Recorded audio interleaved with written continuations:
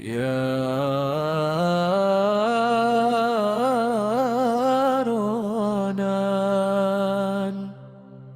Ya Syahran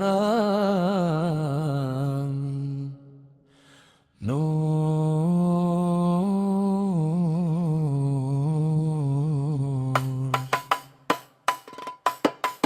Di bawah langit Sahara berdebu, angin berzikir memanggil namamu. Hati bergetar dalam sujudku. Ya Rahman, ampuni dosaku. Bintang bersinar di malam sunyi,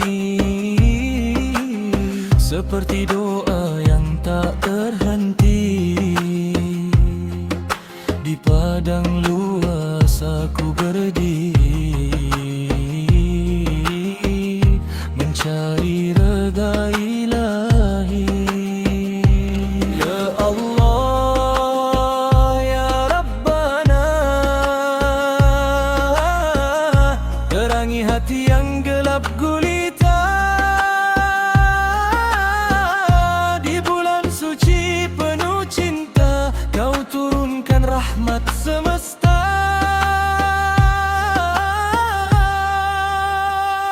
Ramadan, ya nurul qalb, cahaya turun dari langit tinggi. Ramadan, ya syahrus sabar, mengajar jiwa mengerti suci.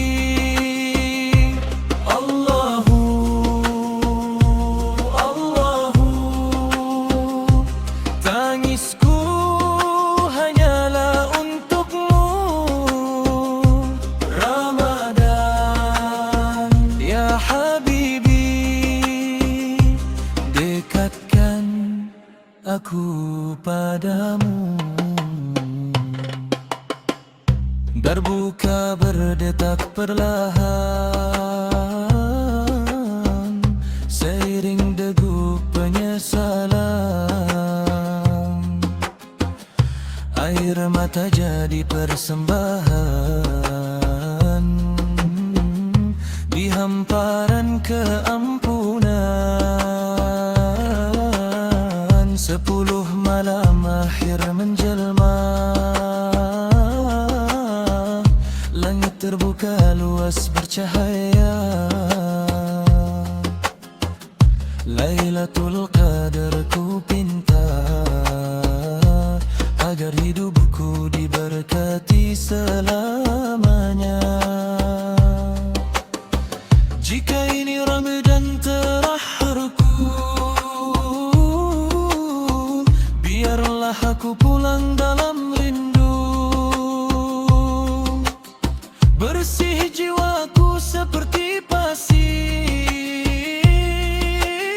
yang disapa embun subuh.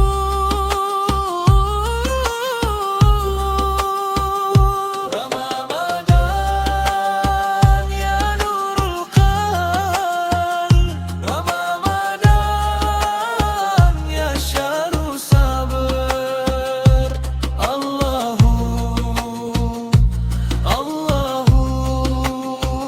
Engkaulah cinta yang abadi.